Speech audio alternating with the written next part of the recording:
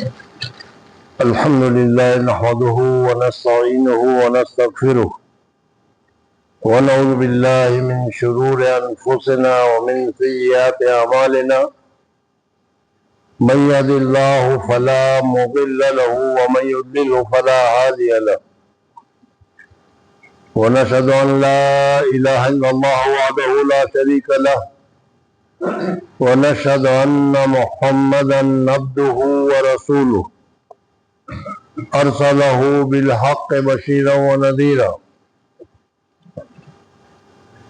من يطع الله ورسوله فقد رشد ومن يعصهما فإنه لا يضر إلا نفسه ولا يضر الله شيئا أما بعد فقد قال الله تعالى في القرآن المجيد والفرقان الحميد أعوذ بالله من الشيطان الرجيم بسم الله الرحمن الرحيم يا أيها الناس اتقوا ربكم الذي خلقكم من نفس واحدة صدق الله المولانا العظيم وصدق رسوله النبي الكريم وأنا على ذلك من الشاهدين والشاكرين والحمد لله رب العالمين. بزرگوں اور دوستوں، آج کا بہت ہی مبارک دن اور مبارک دن میں بھی بہت ہی مبارک وقت عصر کے بعد، لیکن بہت ہی مختصر وقت ہے. اس وجہ سے مختصر سی دو تین باتیں آپ حضرات کے سامنے پیش کرنی ہے. آپ حضرات اور میں خود بھی ایک عقد نکاح میں شرکت کے لیے آئے ہوئے ہیں. پہلے تو ہمیں یہ معلوم ہونا چاہیے کہ یہ عقد نکاح کی مجلس ہر جگہ ہوتی ہے، ہر قوم میں ہوتی ہے، ہر ملک میں ہوتی ہے،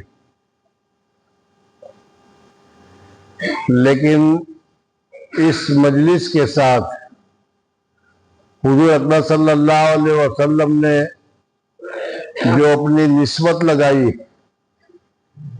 اس نسبت کی وجہ سے یہ مجلس ہمارے یہاں بہت ہی زیادہ مبارک سمجھی جاتی. بزرگوں اور دوستوں، علماء نے یہ بھی مسئلہ لکھا ہے کہ اگر کوئی آدمی اس وقت باہر بیٹھ کر قرآن پاک کی تلاوت کر رہا ہے، جمعہ کا دن ہے، عصر کا وقت ہے، بیٹھ کر درود شریف پڑھ رہا ہے، اور ایک آدمی اس نکاح کی مجلس میں شریک ہے، تو آپ فرمائیے ثواب قرآن پاک کی تلاوت کرنے والے کو زیادہ ملے گا، درود شریف پڑھنے والے کو زیادہ ملے گا، یا اس مجلس میں شریک ہونے والے کو زیادہ ملے گا؟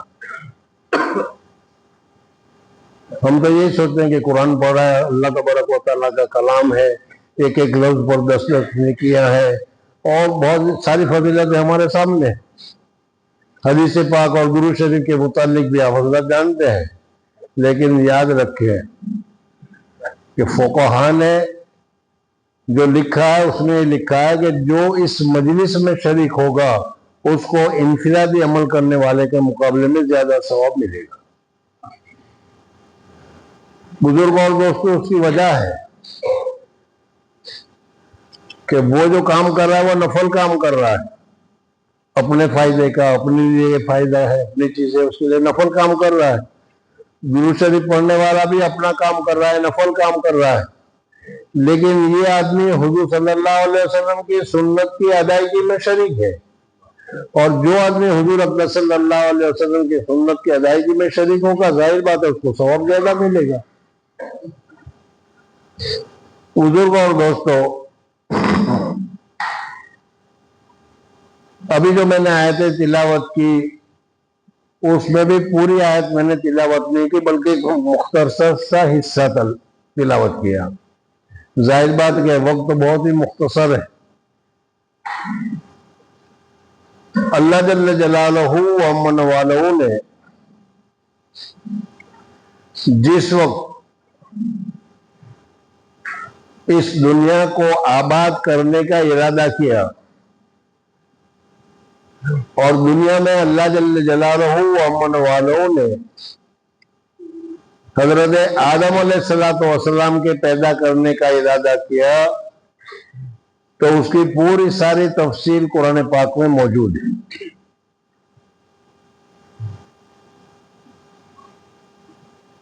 ان ساری تفصیلوں کو ابھی چھیڑنے کا وقت نہیں ہے،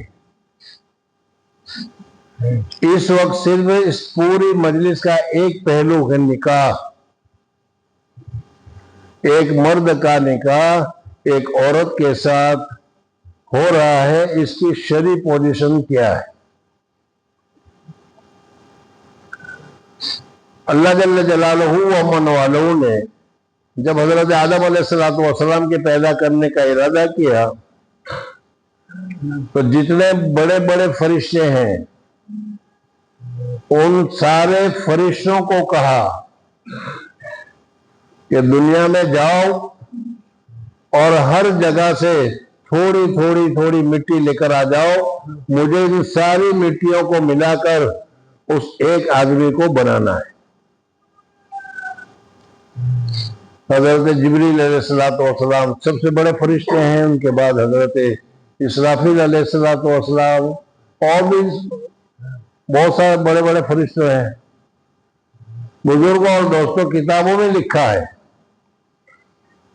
کہ جبریل علیہ السلام دنیا میں آئے، ہر خطے میں گئے، ہر علاقے میں گئے، اور اگر دوسرے لفظوں میں میں اپنے لفظوں میں کہوں تو ہر ملک میں گئے، ہر ضلع میں گئے، ہر تعلقہ میں گئے، ہر جگہ پر گئے، اور مٹی لینے کا جیسا ارادہ کیا، مٹی نے حضرت جبریل علیہ السلام کو گزارش کی، درخواست کی کہ حضرت مجھے مت لے جائیے، اس لیے کہ میں بہت ہی ذلیل ہوں، بہت ہی نکمی ہوں، مجھ سے جو کام بنایا جائے گا وہ بہت ہی ادنا ہوگا، اعلیٰ ہوگا، کہیں ایسا نہ ہو کہ وہ جہنم میں جلنے کے قابل بن جائے، مجھ پر رحم کر دیجیے۔ حضرت جبریل علیہ السلام ہر جگہ گئے، ہر جگہ مٹی نے عاجزی کی، جبریل علیہ السلام واپس تشریف لے گئے، حضرت جبریل علیہ السلام واپس تشریف لے گئے، حضرت اسرافیل علیہ السلام کو بھیجا، حضرت اسرائیل علیہ السلام کو بھیجا، ہر ایک میں ایسا ہی ہوا۔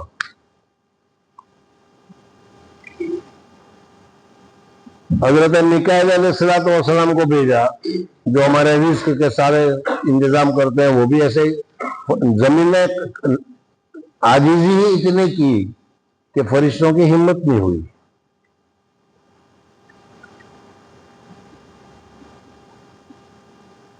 ایک فرشتہ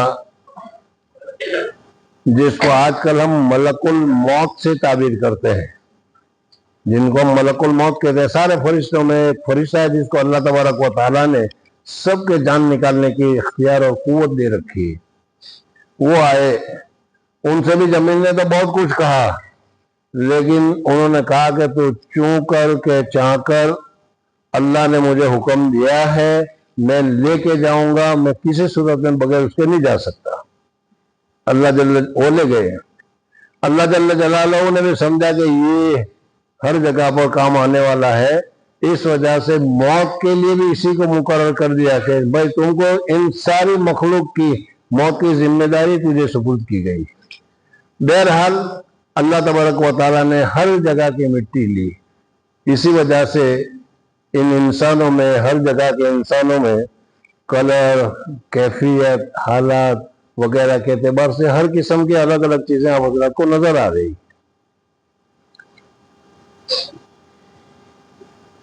کئی مہینوں تک مٹی کو گارا بنایا گیا، گارا رکھا گیا، پھر اس کو گارے کو پکایا گیا، ساری تفصیلات ہیں، لیکن میں ان ساری تفصیلات کو بھی چھوڑ کر ایک اور بات کی طرف جانا چاہ رہا ہوں کہ حضرت آدم علیہ السلام کو پیدا کر دیا، اور حضرت آدم علیہ السلام کو جو اللہ تبارک و تعالیٰ نے پیدا کیا، ایسا جسم، ایسا منہ، ایسا ہاتھ اللہ تبارک و تعالیٰ نے دوسری کسی مخلوق کا نہیں بنایا۔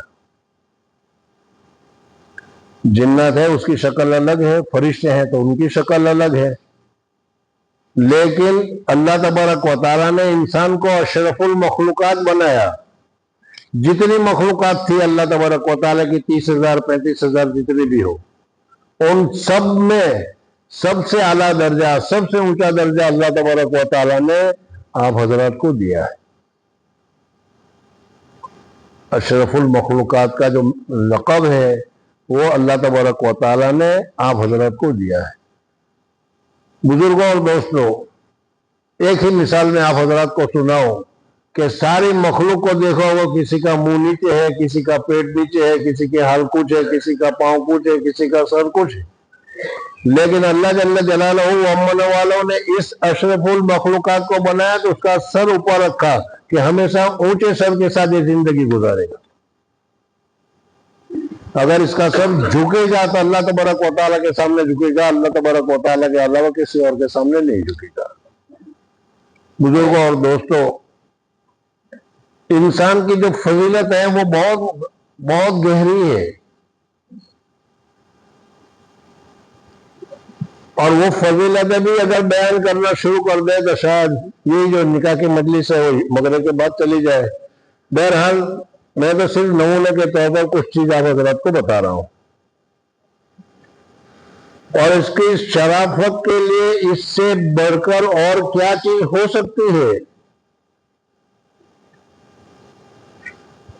کہ جب اللہ جل جلالہ ومن والوں نے حضرت آدم علیہ السلام کو پیدا کیا تو پیدا کرنے کے بعد فرشتوں کو حکم دیا کہ اس آدم کی احترام میں، آدم کی عزت میں، آدم کی شرافت میں سجدہ کرو۔ وَإِذْ قُلْنَا لِلْمَلَائِكَةِ إِنِّي جَاعِلٌ فِي الْأَرْضِ خَلِيفَةً، میں زمین پر اپنا ایک نمائندہ بنانا چاہتا ہوں۔ اللہ تعالیٰ نے فرشتوں کو کہا میں زمین پر اپنا ایک نمائندہ بنانا چاہتا ہوں، اپنا ایک نائب بنانا چاہتا ہوں، اور وہ حضرت آدم کو بنایا، تم اس کو سجدہ کرو۔ فرشتوں سے سجدہ کروایا، سارے فرشتوں نے سجدہ کیا۔ بزرگوں اور دوستوں، جس پروردگار نے ہمارے اوپر اتنا کرم کیا ہو، جس پروردگار نے ہمارے اوپر اتنا رحم کیا ہو، جس پروردگار نے ہماری اتنی عزت کی ہو، جس پروردگار نے ہمیں اتنا اونچا مقام دیا ہو، کیا اس پروردگار کی ایک بات بھی ہم سے نہیں مانی جاتی؟ کیا اس پروردگار کی کوئی بات بھی ہم ماننے کے لیے تیار نہیں؟ اگر نہیں تو پھر ہم کیسے انسان ہیں آپ خود ہی اندازہ لگا لیجیے۔ حضرت آدم علیہ السلام کو اللہ تبارک و تعالیٰ نے پیدا کیا، اور کئی مدت تک، گھنٹہ آدھا گھنٹہ نہیں، کئی مدت تک اللہ تبارک و تعالیٰ نے صحیح جنت جس کو ہم کہتے ہیں، جس کے بعد امید ہے کہ اللہ جل جلالہ ایمان کے ساتھ ہم یہاں سے جائیں گے اور اللہ جل جلالہ ہمیں وہی جنت عطا کرے گا، اسی جنت میں حضرت آدم علیہ السلام کو رکھا۔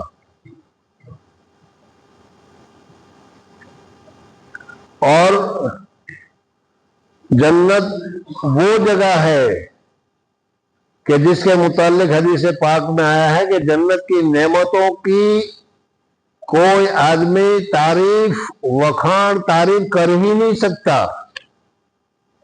کسی نے جنت کی نعمتوں کو دیکھا ہی نہیں، کسی نے جنت کی نعمتوں کے متعلق کانوں سے سنا ہی نہیں۔ ایسی ایسی عمدہ عمدہ نعمتیں اللہ تعالیٰ نے جنت میں بنا کے رکھی۔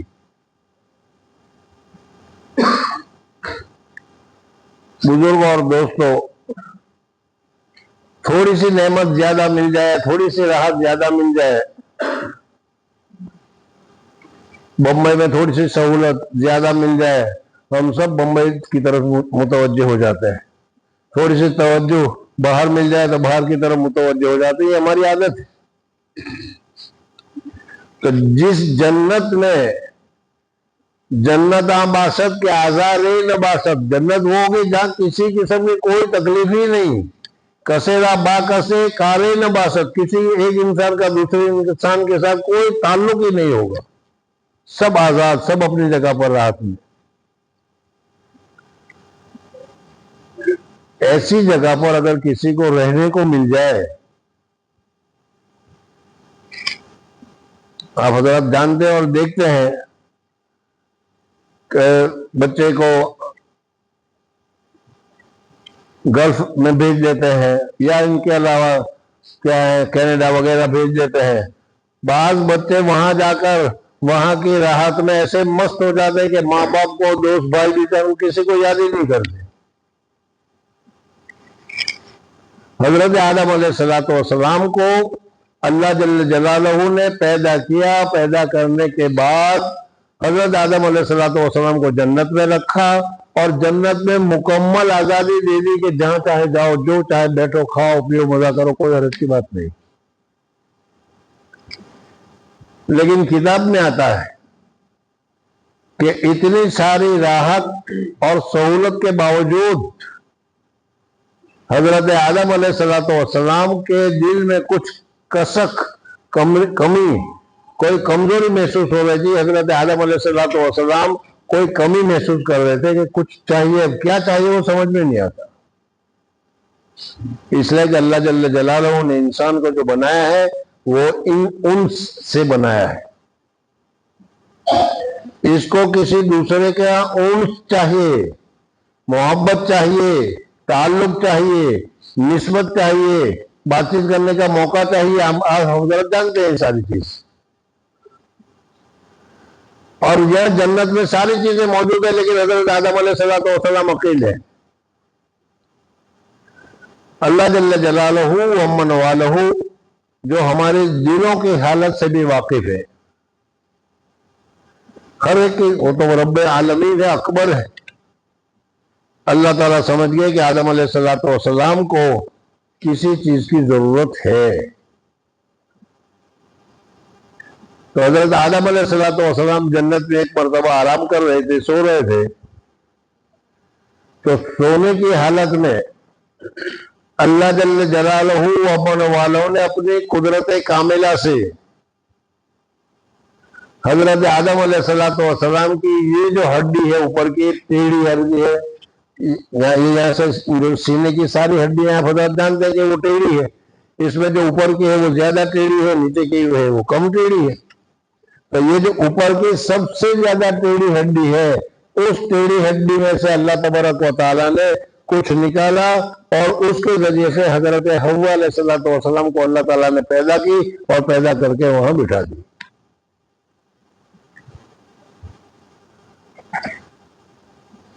بزرگوں اور دوستوں، بہت وقت کم ہے، اور سب لوگ کہتے ہیں کہ مغرب تک چلتے رہو، کوئی حرج کی بات نہیں ہے، چلتا رہوں گا، لیکن امام دلہا میاں کہہ رہے ہیں کہ کب ختم کریں گے۔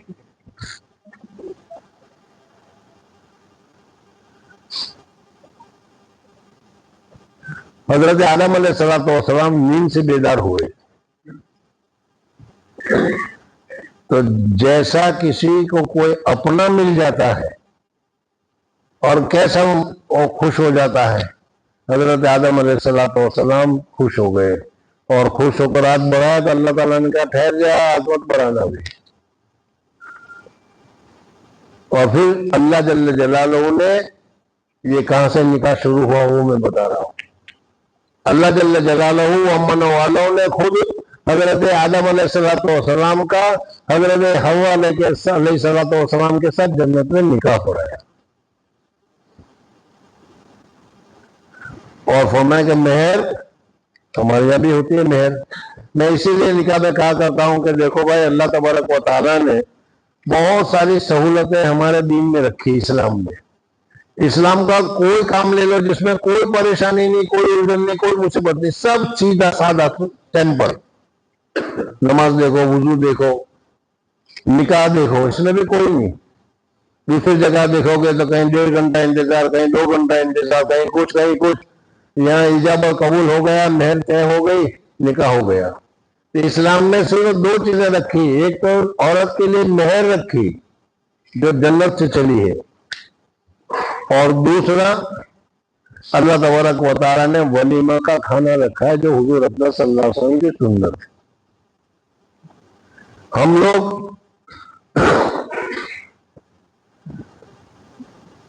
شادی سے پہلے، نکاح سے پہلے 2 دن 3 دن اور بعض جگہ تو 8 دن مہمانوں کو کھلانا چلتا ہے۔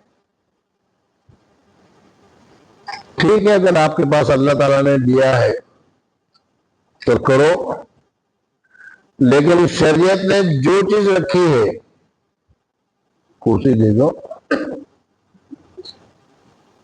شریعت نے جو چیز دے رکھی ہے اس کو ہم کرنے کے لیے تیار نہیں۔ شریعت نے ولیمہ مقرر کیا ہے۔ حضور اقدس صلی اللہ علیہ وسلم نے ایک صحابی سے فرمایا کیا ہوا، تو شادی کر لی آپ نے؟ کہا کہ ہاں۔ فرمایا کہ اولیم ولو بشاتن، ایک بکری ذبح کر کے کھلانا پڑے تو کرو، لیکن ولیمہ کرو۔ تو حضور صلی اللہ علیہ وسلم نے نکاح میں ولیمہ کا حکم دیا ہے۔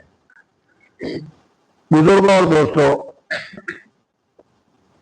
اب اللہ جل جلالہ نے نکاح پڑھایا، اور اخیر میں بھی یہ ایک نکاح کی عبادت ایسی ہے کہ جنت سے شروع ہوئی، دنیا میں بھی چلی۔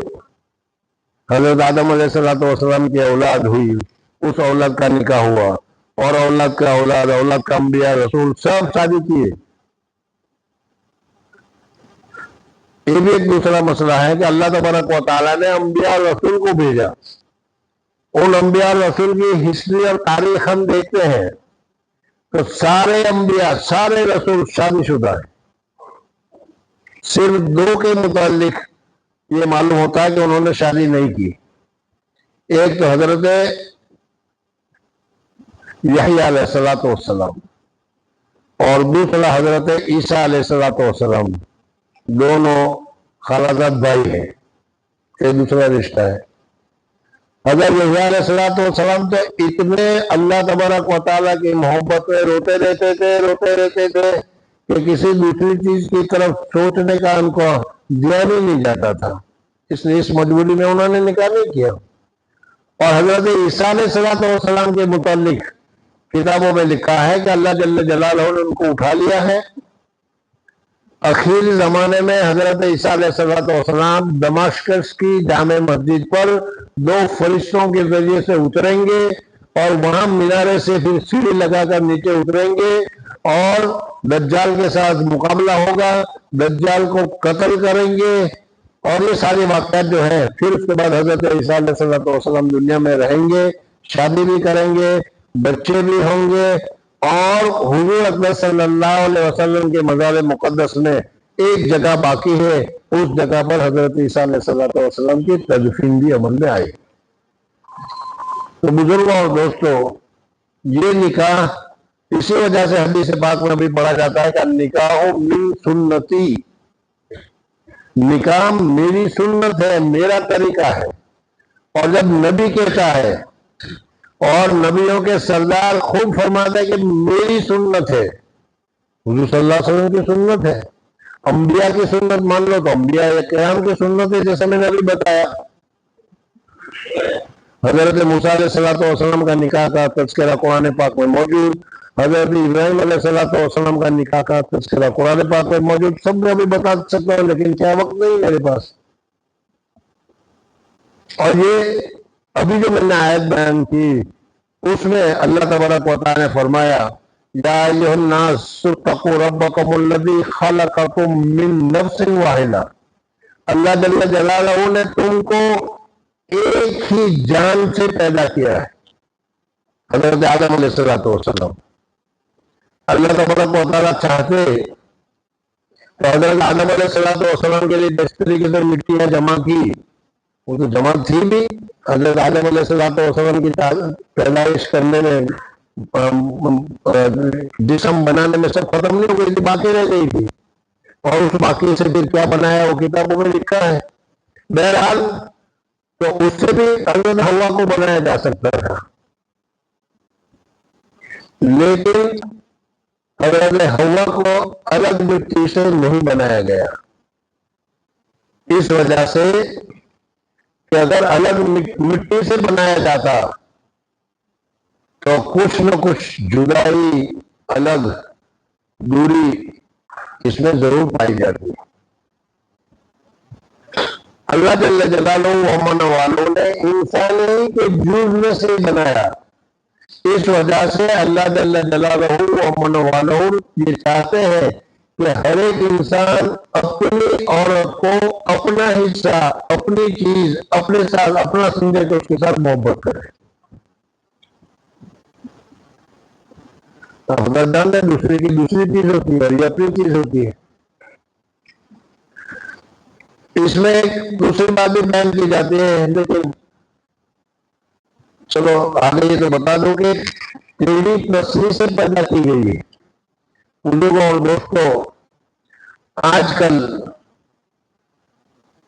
شادی کرنے والے مرد کے لیے بھی اور شادی کرنے والی عورتوں کے لیے بھی ہمیں جو دینی تعلیم، دینی تہذیب، دینی تمدن وغیرہ سکھلانا چاہیے وہ نہیں سکھلاتے ہیں، اور پھر وہ یہی سمجھ لیں گے کہ کسی ایک چیز کی وجہ سے شادی ہوتی ہے اور پھر معاملہ خراب ہو جاتا ہے۔ یہ صحیح نہیں۔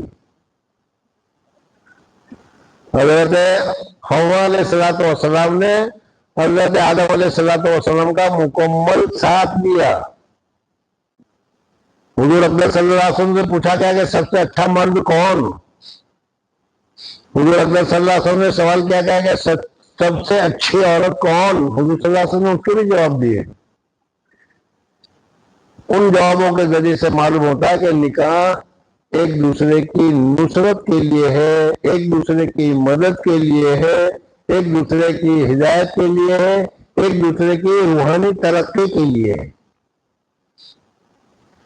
حدیث پاک میں فرمایا گیا، حضور صلی اللہ علیہ وسلم نے فرمایا کہ انتقال کا وقت ہو رہا ہے، قریب روح نکلنے والی ہے۔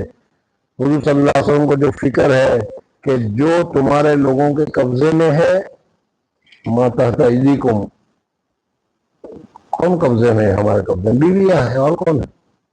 ان کا خیال رکھنا، ان کے اوپر ظلم مت کرنا، یہ حضور صلی اللہ علیہ وسلم کی اخیری وصیتوں میں ہے۔ تو بزرگوں اور دوستوں میں یہ بتانا چاہ رہا تھا کہ بعض حضرات کہتے ہیں کہ عورت جو ہے کیونکہ اس کی پیدائش ٹیڑھی ہڈی سے ہوئی ہے اس لیے ٹیڑھا پن ہوگا، لیکن یہ بات نہیں ہے۔ اس کا مطلب یہ ہے کہ اللہ جل جلالہ حضور صلی اللہ علیہ وسلم نے خود فرمایا کہ عورت کی پیدائش اللہ تعالیٰ نے ٹیڑھی پسلی سے کی ہے، اس کو تم بالکل سیدھا اسٹریٹ وے کرنے جاؤ گے تو توڑ دو گے۔ اسٹریٹ وے مت کرنا، بلکہ ٹیڑھا پن کے ساتھ ہی فائدہ اٹھانا تو فائدہ اٹھاؤ گے۔ دیکھو حدیث فرما رہے ہیں، آج ہم ہر ایک کو جیسا میں ہوں ویسا ہی ہونا چاہیے، بس ذرا سا بھی ڈفرینٹ نہیں ہونا چاہیے، اور اسی میں پھر وہ سیدھا کرنے جاتے ہیں اور سیدھا نہیں ہوتا گڑبڑ ہو جاتی ہے۔ بزرگ اور دوستوں یہ بات نہیں ہے۔ اللہ جل جلالہ نے انسان کو پیدا کیا، اس کا مقصد کچھ اور، الرجال قوامون علی النساء قرآن پاک میں کہا گیا۔ عورتوں کو پیدا کیا گیا، اس کا مقصد کچھ اور وہ بھی حدیث پاک میں بتایا گیا، اور ساری صحابی عورتوں نے اس کے عمل کے اوپر عمل کر کے دیا۔ پاک زندگی گزارنا، اچھی طریقے سے زندگی گزارنا، جو عورت اپنے شوہر کو خوش رکھے اس کے لیے کیا درجہ، وہ ساری چیزیں ہیں۔ بہرحال اس وقت اس جگہ پر اور اس مبارک موقع پر آپ حضرات جس عقد کے لیے آئے ہیں، ہم یہ دعا کرتے ہیں کہ اللہ تبارک و تعالی اس عقد کو قبول فرمائے۔ حضور اکرم صلی اللہ علیہ وسلم نے نکاح کے جو فضائل بیان کیے ہیں وہ سارے فضیلت اللہ تبارک و تعالی عطا فرمائے۔ بزرگوں اور دوستوں، ایک دم ایک قرآن کی یاد آ گئی، جس قرآن پاک میں اللہ تعالیٰ نے فرمایا کہ وَمِنْ آیَاتِهِ، اللہ کی علامات، اللہ کی نشانی میں سے یہ ہے کہ ایک دو آدمی میں کوئی تعلق نہیں تھا، کوئی پہچان نہیں تھی، کوئی تعلق نہیں تھا، لیکن ایک عقد ہو گیا۔ ایک عقد ہونے کے بعد مرد والے سارے اس کے رشتے دار بن جاتے ہیں، عورت والے سارے اس کے رشتے دار بن جاتے ہیں، اور رشتے دار بھی پکے بن جاتے ہیں۔ یہ اللہ تبارک و تعالیٰ تھوڑی دیر میں کھایا پلٹ کر دیتا ہے۔ بزرگوں اور دوستوں، میں بھی دعا کرتا ہوں کہ اللہ تبارک و تعالیٰ اس نکاح کو قائم فرمائے، قبول فرمائے۔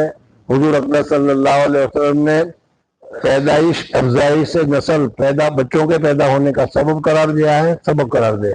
ساری چیزوں میں دشمنان اسلام اس میں گڑبڑ کرتے ہیں، لیکن ہمیں اس کی طرف دھیان نہیں دینا ہے، حضور صلی اللہ علیہ وسلم کی سنت کے مطابق ادا کرنا ہے، اور عورتوں کے ساتھ بھی نرمی کا برتاؤ کرنا ہے، اس کا حق ادا کرنا ہے۔ اللہ تبارک و تعالیٰ ان سب کی ہمیں برکت عطا فرمائے، اور یہ نکاح اللہ کرے کیا ہے لوگوں میں بھی سب میں اللہ تعالیٰ ایسی قبولیت عطا کرے کہ لوگ اسی اچھی طریقے سے اس معاملے کو کرے۔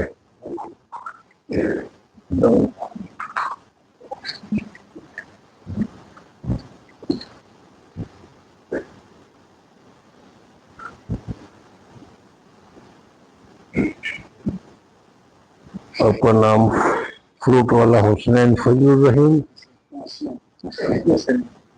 حسنین فروٹ والا وہی دکان ہے، فروٹ والا حسنین فضل الرحیم۔ پتنگ والا نافیہ بانو محمد حنیف کی ساتھ شادی ہو رہی ہے۔ غلام حسین غلام رسول، یہ آپ وکیل ہیں، لڑکی کے وکیل ہیں آپ۔ اور پتنگ والا محمد شکیل غلام حسین آپ ہیں۔ بلوچی محمد فیضان محمد سعید آپ ہیں۔ آپ دونوں گواہ ہیں، لڑکے نے ان کو وکیل بنایا ہے، اور مہر جی 51,000، ہاں یہ 51,000 روپے مہر مقرر کی ہے۔ ٹھیک ہے، پڑھا دیں۔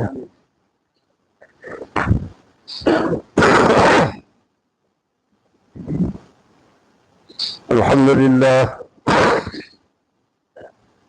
للہ نحمده ونستعینه ونستغفره ونعوذ باللہ من شرور انفسنا ومن سیئات اعمالنا، من يهد الله فلا مضل له ومن يضلل فلا هادي له، ونشهد ان لا اله الا الله وحده لا شريك له، ونشهد ان محمدا عبده ورسوله ارسله بالحق بشيرا ونذيرا، من يطع الله ورسوله فقد رشد، ومن يعصهما فإنه لا يضر إلا نفسه ولا يضر الله شيئا. أما بعد، فقد قال الله تعالى في القرآن المجيد والفرقان الحميد: أعوذ بالله من الشيطان الرجيم، بسم الله الرحمن الرحيم.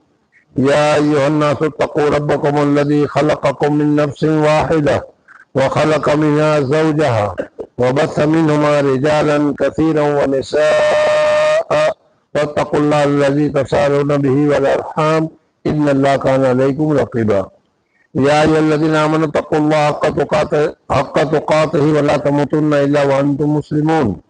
يا أيها الذين آمنوا اتقوا الله وقولوا قولا سديدا يصلح لكم أعمالكم ويغفر لكم ذنوبكم، ومن يطع الله ورسوله فقد فاز فوزا عظيما. وقال النبي صلى الله عليه وسلم: يا معشر الشباب من استطاع منكم الباءة فليتزوج فإنه أغض للبصر وأحسن للفرج. وقال عليه الصلاة والسلام: النكاح من سنتي. وقال: فمن رغب عن سنتي فليس مني، أو كما قال عليه الصلاة والسلام. جناب غلام حسین غلام رسول پتنگ والا صاحب، آپ نے اپنی موقرہ نافیہ بانو محمد حنیف کو 51,000 روپے نقد کے عوض میں جناب حسنین فضل الرحیم وہی تو کہہ رہا، وہی کہا میں نے، حسنین فضل الرحیم فٹوالہ کے نکاح میں موجودہ شاہدین کی شہادت سے عورت بنا کر دی حسنین فضل الرحیم صاحب. غلام حسین غلام رسول نے اپنی موکلہ نافیہ بانو محمد حنیف کو 51,000 روپے نقد مہر کے عوض میں موجودہ شاہدین کی گواہی سے آپ کے نکاح میں عورت بنا کر دی. آپ نے اس کو قبول کیا. نکحتھا وقبلتھا وتزوجتھا. بارک اللہ لک وعلیک وجمع بینکما بالخیر. اللہم صلی علی سیدنا و شفیعنا و حبیبنا و سندنا و سیدنا و مولانا محمد وعلی آل سیدنا و نبینا مولانا محمد وبارک وسلم. ربنا تقبل منا انک انت السمیع العلیم وتب علینا انک انت التواب الرحیم. ربنا آتنا فی الدنیا حسنہ وفی الآخرۃ حسنہ وقنا عذاب النار. ربنا هب لنا من ازواجنا وذرياتنا قرة اعین واجعلنا للمتقین اماما. ربنا هب لنا من ازواجنا وذرياتنا قرة اعین واجعلنا للمتقین اماما. لا الہ الا اللہ الحلیم الکریم. سبحان اللہ رب العرش العظیم والحمد للہ رب العالمین. نسألک موجبات رحمتک وعزائم مغفرتک والغنیمۃ من کل بر والسلامۃ من کل اثم. لا تدع لنا ذنبا الا غفرته ولا ہما الا فرجته ولا حاجة هي لك رضا الا قضيتها يا ارحم الراحمین. یا اللہ اس وقت اس عقد میں اس جگہ میں جو عقد مسنون ہوا ہے ماذا اپنے فضل و کرم سے قبول فرما. میاں بیوی کے درمیان میں آپس میں اتحاد اتفاق مودت اور محبت پیدا فرما. یا اللہ ایک دوسرے کی نصرت کرنے والے ایک دوسرے کی مدد کرنے والے ایک دوسرے کی عزت کرنے والے بنا. دونوں خاندانوں میں بھی اتحاد اتفاق مودت اور محبت نصیب فرما کر یا اللہ تیرے احکامات کے جاری کرنے کا سبب اور ذریعہ بنا. مسارت نصیب فرما. حضور اکرم صلی اللہ علیہ وسلم نے نکاح کی جو فضیلت بتائی ہے ساری فضیلت انہیں نصیب فرما. اولاد صالح کی نعمت سے مالا مال فرما.